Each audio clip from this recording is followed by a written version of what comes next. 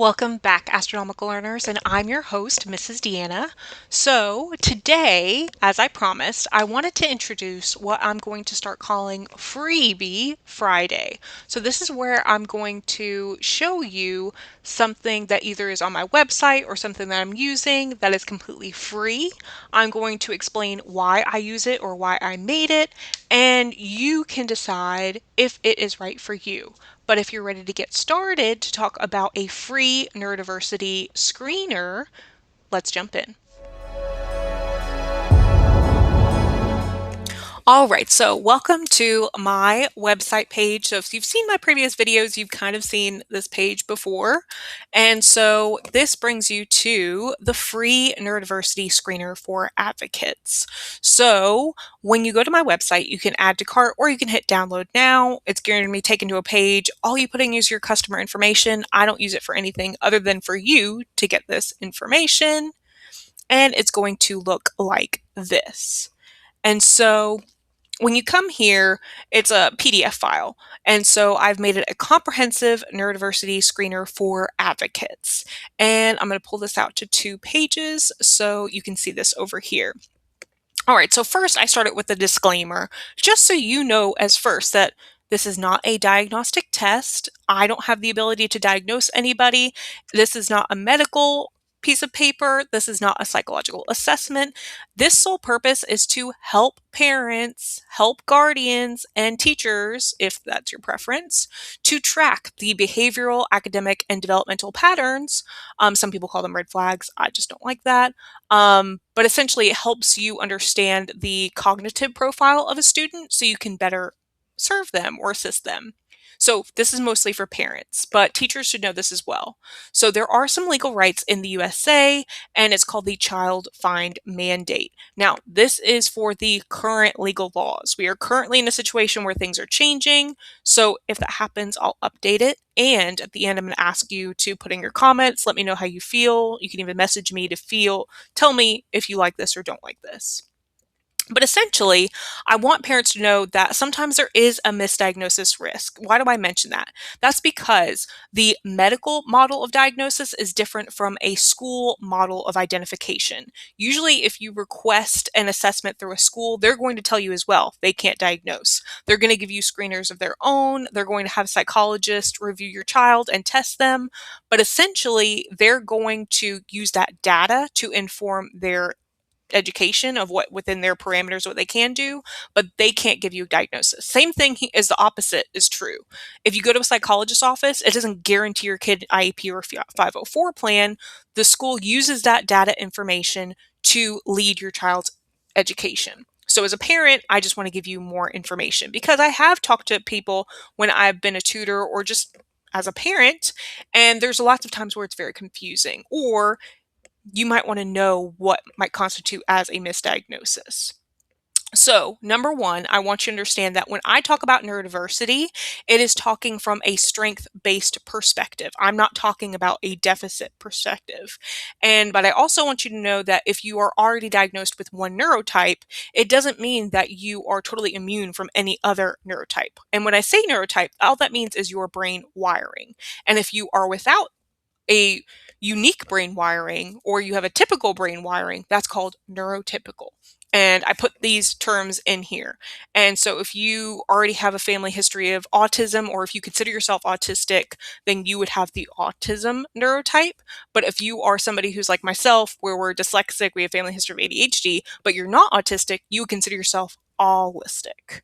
So moving on, understand overlap is the rule in neurodiversity. It's not an exception. So my first little part here is I talk about your family history. I think it's important, and I think it's interesting that I grew up kind of knowing my family history. I know that's not normal for everybody else, but I think it's important if your parents are still alive, if the grandparents are still alive, even great-grandparents are still alive, get their medical information. Not to violate them in any way, but you want to know your family history for any future issues that happen or anything you need to advocate for. So, one thing that people might leave out is giftedness. So, gifted and talented is kind of, it's all over the place sometimes in the United States because you can be a neurotypical high achieving student and be in gifted classes, but it does not mean that you have the gifted neurotype. And so what that means is when we're collecting this information, I also want parents to know that if you are identified as gifted and you do have the gifted neurotype, that doesn't leave as soon as you graduate school. And especially if you also were in honors classes in college, or if you have usually a high, intelligence needed job, that also usually means that, yes, it's highly heritable. And if one or both parents have that neurotype, there's more likely chances your child has that as well, which isn't to scare you, it's just to help you better advocate for their education. So I have here parent one, parent two, and also I include guardian too, because there are situations where you have adoptive families, and sometimes they're biologically connected, sometimes they're not. But having this information is going to help you become a better advocate. So down here, also siblings. So a lot of problems in the neurodiversity advocacy community is you can say, oh, well, my sister was diagnosed dyslexic, or my brother was diagnosed ADHD, but I never got the diagnosis.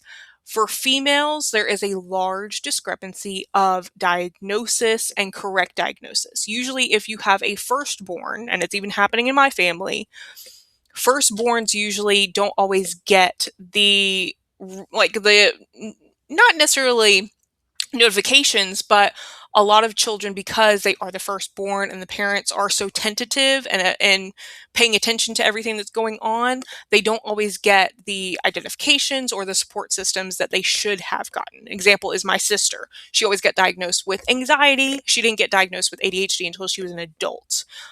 So through school, she was always told to try harder, just do better on tests. She wasn't given direct, explicit instruction on how to manage her brain wiring in an environment like school, which is very stressful. Where for me, because I had gifted programming, it was already built into my school setting of teachers were already advocating for us to, hey, here are some test taking skills, here are some study skills, and how to manage those tasks in chunks. So I include siblings in there as well. Now here is part 3, where it's comprehensive observation checklist. So this comes from a similar situation where I took a screener for my daughter in the school, and it was only aligned for one neurotype. And it bothered me because the language was very almost biased to a way that you could clearly tell from the test of, okay, if you want your child to be identified with this neurotype, you could check all the perfect boxes. Where this, I want it to be more comprehensive and helpful to parents. So an example is like, if you're seeing advanced language, it doesn't automatically check a box for, oh, your child's gifted. It's just saying, okay, they might have that profile.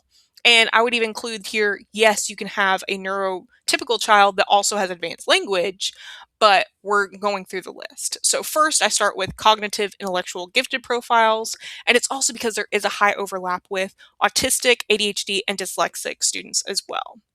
And then we move on and we go into the information processing and learning differences. And then we go into behavioral and neurodevelopmental profiles. And then also we have emotional regulation and mental health. And this includes anxiety, depression, environmental stress. Why do I include this? I include this because a lot of people are apprehensive about this, but especially if you have a family history of it, I think it's important to be upfront and not just notice what the indicators are, but also because of the pandemic and because Gen Alpha is growing up in a what we call climate aware generation, where a lot of the climate crisis is around or natural disasters can affect them. Anxiety and depression might be there. And as a parent, you kind of want to know what that looks like. And you want to know, okay, if I do check yes on the screener, who can I take it to give us more information? And so then also part 4, I have interpreting the screener and masking matrix. So in here, I want you to understand that there is something called a high intelligence mask. So this is what you're going to see when you have a student that is gifted and also has a different neurotype. And I will say you cannot be neurotypical and be gifted. It is usually gifted and ADHD, gifted and autism, gifted and dyslexia. And so what it means is your gifted brain wiring is going to mask your struggles. An example is like, I was never identified as dyscalculic because I could teach myself and read the textbook on any math skill. There was a lot of times where I taught myself the concepts where the teachers just left me to my own devices. But to this day, I still have numeracy issues that I have to give my own interventions for and use accommodations and scaffold myself.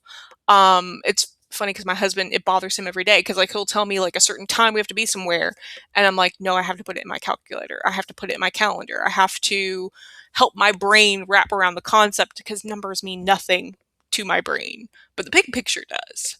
Also conflict profile. And so if you see a stark contrast, so back in the day when it came to dyslexia, some schools would say, oh, you need a very high spiky profile. You need to have low intelligence scores, but high creativity. And they used to use that discrepancy scale to identify students, and they would exclude students who didn't match that specific profile they designed and assumed was dyslexia. We don't have to do that anymore because we know it's highly heritable, we know it's neurodevelopmental, and we know that it is a phonological processing issue. So essentially, when you come down to these scores, if you're scoring 0 to 1 in each of these sections, you're likely neurotypical. Now, does that mean that you won't be neurodivergent ever? No, because neurodivergent just means different from the norm. And so let's say you get dementia or you get hit on the head or if you have a car accident and something changes your brain wiring, yes, at any time in your lifespan you can become neurodivergent, but it's not going to be sporadic as would be like there's no spontaneous when it comes to certain neurotypes.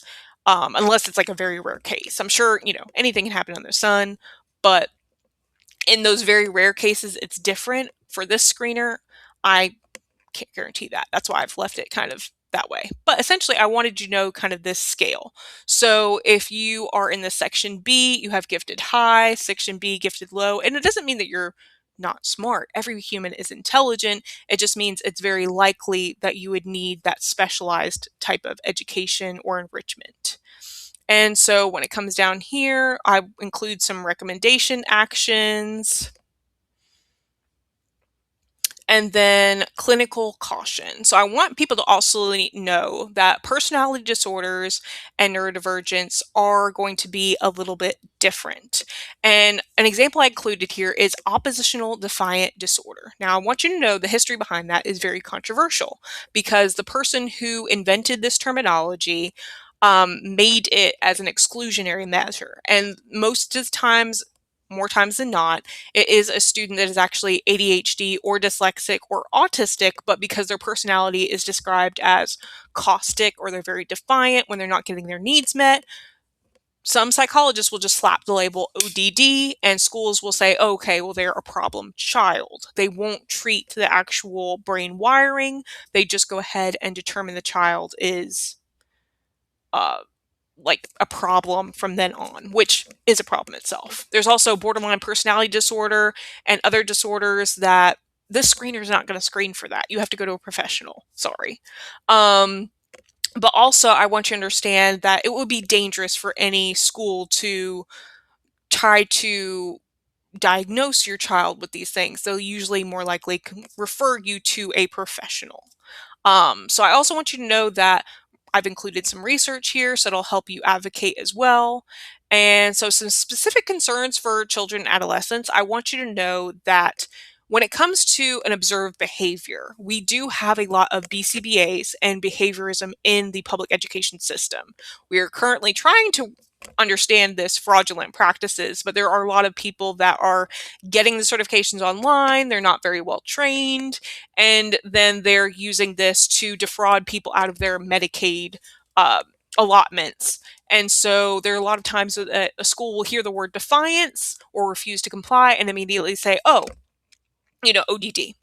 Well, if you actually explore the information further and you work with the child, the parents or the advocate, you might find, oh, it's an autistic profile. There is something called PDA or persistent demand of avoidance. And it could be sensory overwhelm. It could be anxiety driven avoidance. So you don't want to just slap a label on and label the child. You want to dig a little deeper and find out what's going on to cause that reaction in a child. Another thing is like emotional outbursts. That can happen even in a neurotypical child. We don't want to just slap a label and ignore it. So I put some examples in here also of what you should do. Now, you don't have to take my advice. I'm just one person. But me personally, I would not accept a personality disorder, especially from a school or ODD diagnosis, unless a comprehensive neurodevelopmental evaluation was performed by a professional. And you also want to ask the evaluator, hey, have you ruled out autism, ADHD, dyslexia, giftedness, and so on. That's why my goal for the screener is not to be a perfect thing. I'll probably have to work on it, but it's really to help parents navigate this very confusing system. So also I've included some advocate actions. So really, I highly recommend that you schedule a whole child pediatric consultation. I say this because there were a lot of times that we had issues in the school system where they had the school nurse evaluate my child, but really, the pediatrician's the one who knows my insurance, knows my family history, and is more invested in my child versus the school system. So I highly recommend if you do this screener to take it to your pediatrician, and maybe it'll give him an idea to make their own screener. I'm happy with that as well. Also, if you do fill out the screener and you're seeing, hey, it looks like my child has a spiky profile, I want to get them evaluated, I want to recommend that you submit a formal written evaluation request to your school district. This is going to apply to homeschool and private school parents and charter school parents. So I say this because a lot of parents don't know that even if you are not attending the public school, you still have through Child Find the parent and family right to get an evaluation request through that school system. And a lot of times it's affordable and it can connect you to places because I'll be honest, like let's say you are trying to find a screener for yourself even as an adult, it's kind of hard. Especially if you don't have insurance or if you do have insurance or a specific insurance and they don't always have providers available, the school district can help navigate that for you. Also, there's something called parent to parent, which I believe they have like a hub in all 50 states. But if you do feel like your child has a disability, they can help you as well. Now, this is constantly changing as well, so if it updates, I will update this. I have also included a formal request letter template. So also, I mean, use whatever templates you like to use, but if you want to copy and paste it and put your information in, hopefully it is helpful. I've also included a lot of resources that I do highly recommend, especially when it comes to twice exceptional children. I will say I'm moving away from that term personally. I prefer multiply neurodivergent, but historically, if your kid is gifted and has another neurotype, twice exceptional is where you're going to find most of the books, the resources, podcasts, YouTube channels that cater to the things that you need. I've also included some key websites and some online hubs. Rights Law is a wonderful resource. Understudy.com or .org is a wonderful resource. Institute for Educational Advancement. There's also Sang for Gifted, Hoagies. I even include this. I think Hoagies is just a wonderful enrichment resource because personally, I feel like even if your student is neurotypical, if they are advanced, they deserve enrichment too. And even if they're behind, let's say they have a special interest in art or trucks or cars or planes, if you have an ability to get them enrichment to go to a museum, a zoo, an aquarium, anything that fulfills their interest, that's going to build up their self-esteem so much more and make education more enjoyable. Also, I've included some neurodiversity resources that you can also find on my website. I've included some podcasts that I recommend. I've included some online communities, and some of these are international resources. So please don't feel like you only have to use USA resources. If you find an English-based resource like UK, Australia, New Zealand, Canada, use it. Also, I do recommend start your own parent support group. Now, I personally haven't had much success with that just because of my very small towns that I've lived in.